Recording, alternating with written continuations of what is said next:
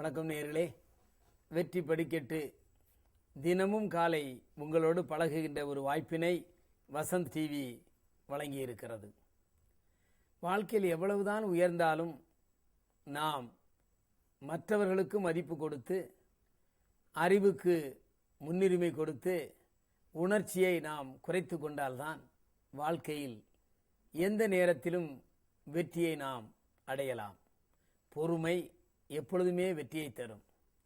இப்படித்தான் ஒரு பிரபல தத்துவ ஞானி ரசல் அவர் வெளிநாட்டிற்கு பயணம் சென்றார்.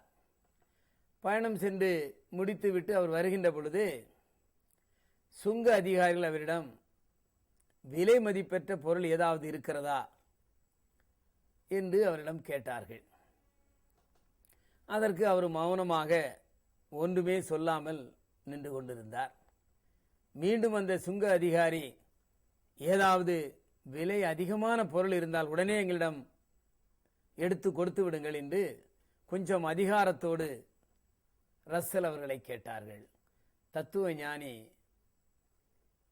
சிந்தித்து செயல்படுத்தி வெற்றி பெற்றவர் புன்முறுவலோடு சொன்னார், என்னிடம் ஒரு விலை மதிப்பற்ற ஒரு பொருள் இருக்கிறது, ஆனால் அதை நீங்கள் எடுத்து வைத்துக் கொள்ள முடியாது, எடுக்கவும் முடியாது என்று சொன்னார்.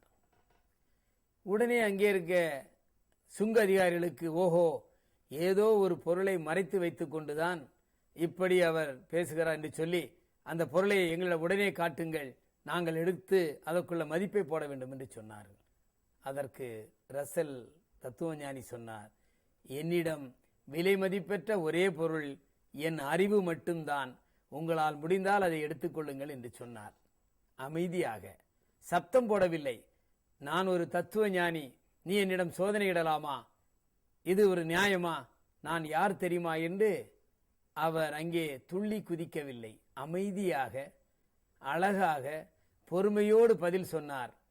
அந்த சுங்க அதிகாரிகளுக்கு வெட்கமாகி போவிட்டது. இவ்வளவு பெரிய தத்துவ ஞானியை நாம் நிறுத்தி வைத்து இப்படி கேட்டுவிட்டோமே என்று அவர்களிடம் மன்னிப்பு கேட்டு அவரை சந்தோஷமாக அனுப்பி வைத்தார்கள். ஆக அறிவாளி எந்த சூழ்நிலையிலும் தன் அறிவை இழப்பதில்லை, உணர்ச்சிக்கு இடம் கொடுப்பதில்லை. அமைதியும் புன்னகையுமே பெரிய அறிஞர்களை கௌரவப்படுத்தி இருக்கின்றது. எனவே வாழ்க்கையில் நாம் சில நேரத்தில் பஸ்ஸில் பயணம் செல்லுவோம், கண்டக்டர் கேட்பார், டிக்கெட் எடுத்தாகிவிட்டதா என்று கேட்பார். அது அவரது கடமை. நாம் போன உடனேயே டிக்கெட் எடுத்திருப்போம். ஆனால் நான் டிக்கெட் எடுத்து விட்டேன், நீ எப்படி திருப்பி திருப்பி கேட்கலாம் என்று கண்டக்டரிடம் சண்டையிடக்கூடாது. அது அவரது கடமை. என்னிடம் இதோ டிக்கெட் எடுத்து விட்டேன் என்று சொன்னால் சரி என்று சொல்ல போகிறார். இப்படித்தான் ஒவ்வொரு நேரமும் சில சந்தர்ப்பங்களில் நாம் தேவையில்லாமல் உணர்ச்சி வசப்பட்டு பிறரிடம் சண்டைக்கு போய்விடுவோம். அது நம் அறிவுக்கு அழகல்ல.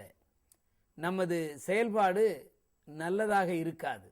மற்றவர்கள் மனதில் என்னடா இவர் தேவையில்லாமல் சண்டையிடுகிறாரே, எதற்கு சண்டையிட வேண்டும், டிக்கெட் எடுத்தாகிவிட்டது என்று சொன்னாலே நாம் விட்டுவிடப் போகிறோமே அல்லது கேட்காமல் போய்விடுவோமே என்று அவர்கள் நினைப்பார்கள்.